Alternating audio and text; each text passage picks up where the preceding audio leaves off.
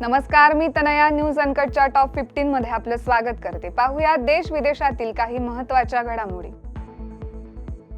म्यानमारमधील भयंकर भूकंपातील मृतांची संख्या 1700हून अधिक झाली आहे. भूकंपाच्या तडाख्यानं कोसळलेल्या इमारतींच्या ढिगाऱ्याखाली दबलेल्या लोकांचे मृतदेह बचाव कार्यक्रमादरम्यान सापडत आहेत. त्यामुळे मृतांच्या संख्येत आणखी वाढ होण्याची भीती अधिकाऱ्यांनी व्यक्त केली आहे.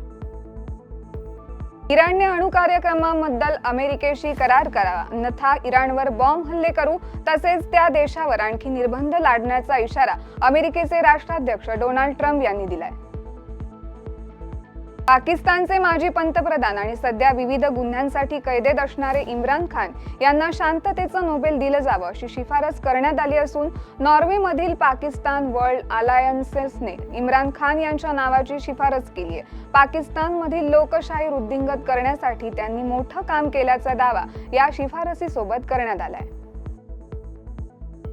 क्वालालंपूरच्या बाहेरील मलेशियाच्या एका उपनगरात गॅस पाईपलाईन फुटल्यामुळे भीषण आग लागली आहे, ज्यामुळे जवळपासची घरे रिकामी झाली आहेत. मध्य सेलांगोर राज्यातील पुत्रा हाइट्स येथील एका पेट्रोल पंपाजवळील प्रचंड आग काही किलोमीटरवर अंतरावर दिसत होती.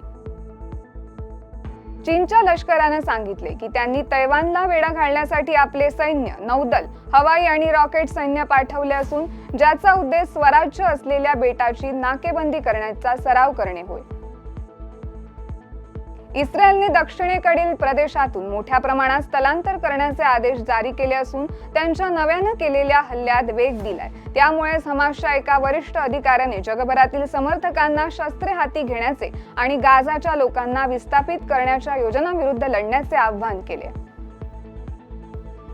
परराष्ट्र सचिव मार्को रुबियो यांनी पुष्टी केली की अमेरिकेत आपल्या राष्ट्रीय हिताच्या आपल्या परराष्ट्र धोरणाच्या विरुद्ध असलेल्या कृती करणाऱ्या परदेशी विद्यार्थ्यांचे व्हिसा रद्द करण्याचा एक कार्यक्रम सुरू आहे. अहवालानुसार असे दिसून येते की शेकडो व्हिसा रद्द करण्यात आले, ज्यामध्ये भारतीय विद्यार्थ्यांचे व्हिसा देखील समाविष्ट आहेत.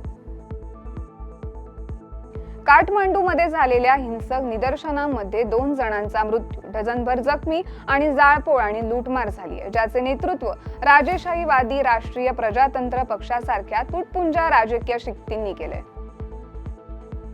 राजधानी आणि आजूबाजूचा परिसर स्वेच्छेने सोडण्यासाठी अंतिम मुदत संपल्यानं पाकिस्तानने यावर्षी 30 लाख अफगाणिस्तान्यांना देशाबाहेर काढण्याची योजना आखली आहे. पाकिस्तानात बेकायदेशीरपणे राहणाऱ्या परदेशी नागरिकांना बहुतेक अफगाणिस्तान्यांना हकलवून दिले जाते.